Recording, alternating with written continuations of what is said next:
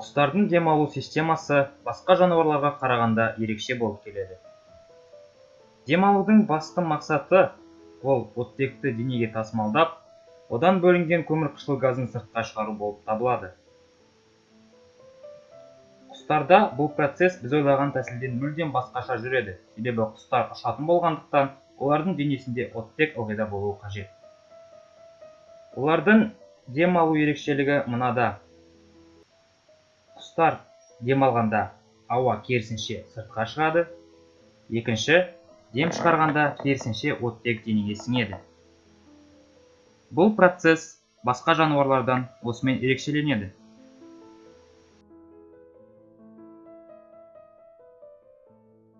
Құстың демалу процесі системасына трахея, басқа жануарлармен салыстырғанда кішкене келген өкпе және үлкен 9 ауа қапшықтары кіреді.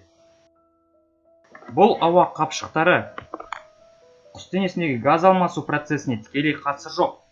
Олар тек қосымша ауа массасын сақтап, қор ретінде жинауға, ауаның үздіксіз құс денесі бойынша жүруіне және де құс ауа сүйектеріне ауа жеткізумен құс температурасын қызуынан салқындатып, оның температурасын қалыпты ұстауына қамтамасыз етеді.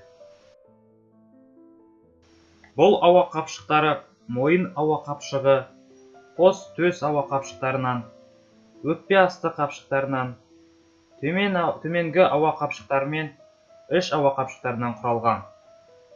Бұл ауа қапшықтар газ алмасуға қатыспағанымен, олар демалу процесіне біраз ықпалын тигізеді.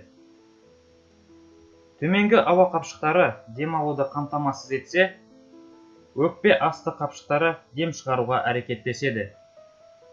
Бұл процестерді мына жерден байқауға болады. Енді құстың демалу процесін толықтай қарастырайық. Бірінші демалу процесі ауа тұмсық қуысынан трахея бойымен өтіп, бірден өкпеге бармай, артқы 3 ауа қапшыққа барады.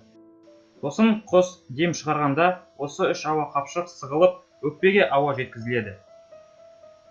Ал енді осы өкпеде оттек қанға еніп, газ алмасу процесі жүріп, қан арқылы құс денесіне таралып, оттекпен қамтамасыздандырады.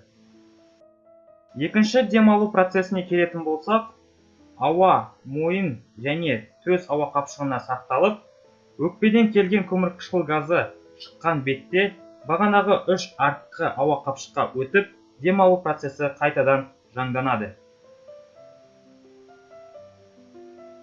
Міне, осы үздіксіз демалу процесі арқылы құстардың демалуы басқа жануарларға қарағанда ерекшеленеді.